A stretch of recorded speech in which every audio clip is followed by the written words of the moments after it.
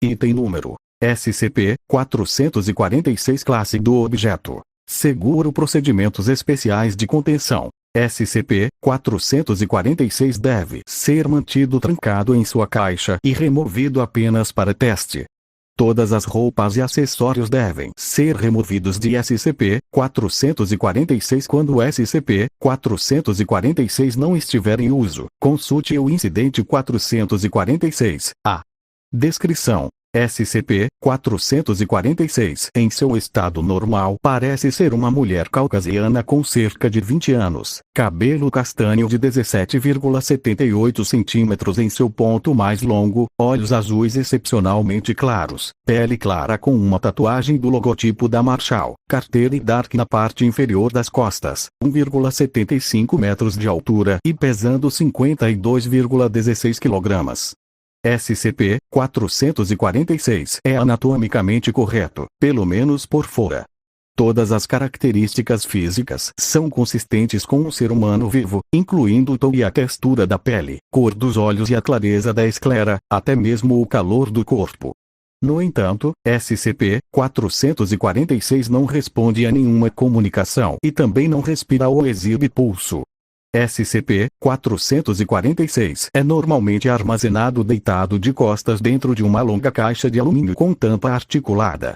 SCP-446 e sua caixa de armazenamento foram descobertos em redigido pelos agentes, e a caixa de armazenamento em si não tem nada de especial, exceto por uma etiqueta branca listando os tamanhos de roupas de SCP-446.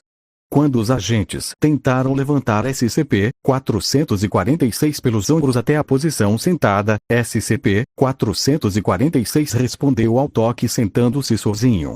Um leve empurrão em seus ombros pela frente encorajou SCP-446 a se deitar novamente.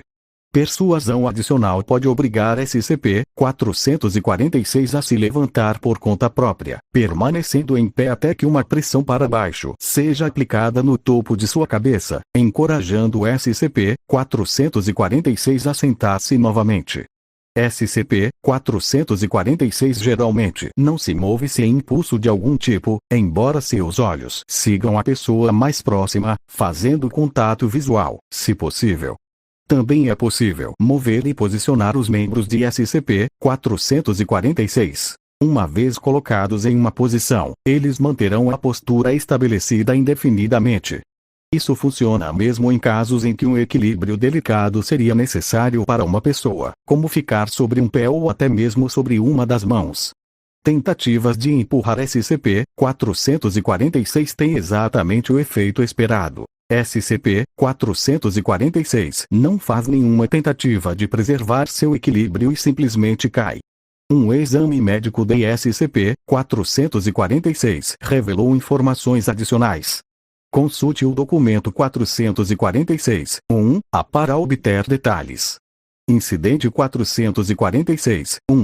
SCP envolvido. SCP-446. Funcionários envolvidos. Guarda, Dr. Sunderland. Data: 9/2/2010. Local: Sala de Armazenamento 6, Sítio.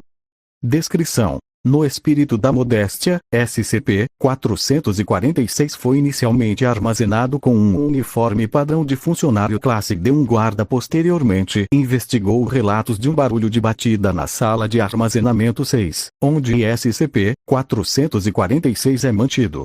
Descobriu-se que a caixa de SCP-446 se moveu algumas polegadas de seu local de descanso normal como resultado de golpes rítmicos de dentro para a tampa. Dr. Sunderland foi chamado e, ao abrir a caixa, descobriu que SCP-446 estava tentando se levantar para ficar sentado. SCP-446 batia com a cabeça na tampa, deitava-se e tentava sentar-se novamente. Depois que a tampa foi aberta, SCP-446 levantou por conta própria sem persuasão. SCP-446 então juntou as mãos nos pulsos, abaixou a cabeça e curvou os ombros.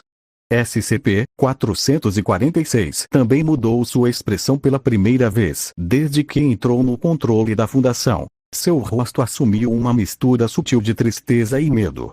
SCP-446 manteve essa postura até que Dr. Sunderland tocou seu ombro, o que levou SCP-446 a retornar à posição normal de pé, sem expressão. No entanto, não se conseguia induzir SCP-446 a deitar até o uniforme de classe D ser removido. Documento 446, 1-A, Exame médico de SCP-446. Exame médico de SCP-446. Conduzido por Dr. Paciente é do sexo feminino.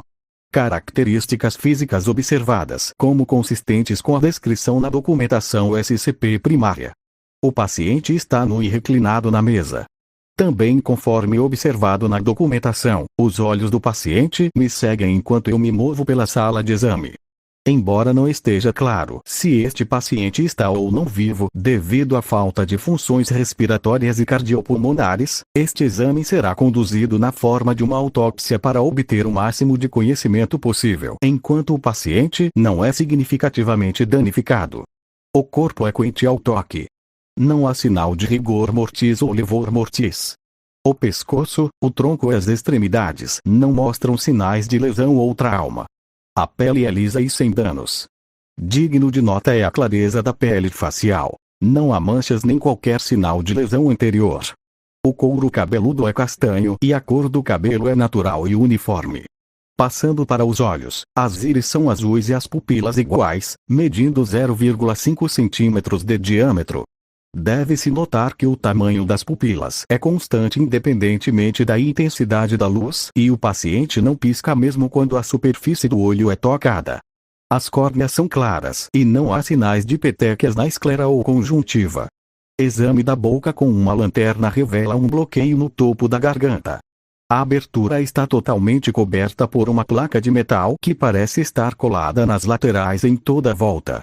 Ela se move ligeiramente quando empurrada, mas não se solta.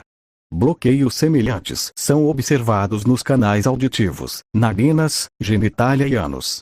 Agora vamos ao exame interno. Radiografias previamente tiradas do paciente mostram uma série de massas de formas irregulares por todo o corpo. Entre elas estão os bloqueios mencionados acima nos orifícios. O cérebro, o coração, o fígado e os rins também são obscurecidos por massas adicionais. Antes de tentar fazer uma incisão, optei por extirpar um quadrado de 1 centímetro de pele do flanco esquerdo do paciente. O exame do tecido a um microscópio não mostra nada fora do comum. No entanto, a observação da ferida mostra que o tecido da crosta já está se formando visivelmente, menos de 1 minuto após a excisão. Após 5 minutos, a ferida está curada e não há nenhuma cicatriz. Dada a rápida recuperação de dano feito ao tecido, o exame interno teve que ser rápido por necessidade. Hesito em repetir a incisão para examinar o paciente mais profundamente, pelo menos por enquanto. Ao terminar a incisão, vi os lábios do paciente se movendo silenciosamente enquanto ela continuava a me encarar. Devemos evitar a possibilidade de danos irreparáveis até que saibamos mais sobre seu comportamento ou até que tenhamos localizado um segundo espécime. Durante o breve exame interno, observei que as massas na radiografia parecem ser caixas feitas do mesmo material que os bloqueios. Elas estão conectadas umas às outras e a outros órgãos, desobstruídos por uma variedade de fios e mangueiras. As caixas em si parecem ser contínuas e não foram danificadas de forma perceptível pelo meu bisturi ou serra de osso. As conexões dos fios e das mangueiras estão alinhadas às caixas e não apresentam meios óbvios de remoção. Nesse ponto, a incisão estava lentamente se fechando conforme se recuperava. Eu removi as pinças e observei a incisão se recuperar totalmente em pouco mais de 11 minutos, sem nenhuma cicatriz visível. Os lábios do paciente pararam de se mover pouco antes da ferida fechar completamente. Infelizmente, parece que esse exame produziu mais perguntas do que respostas. O movimento dos olhos e da boca durante o exame sugere que um certo grau de sapiência pode ser retido pelo paciente.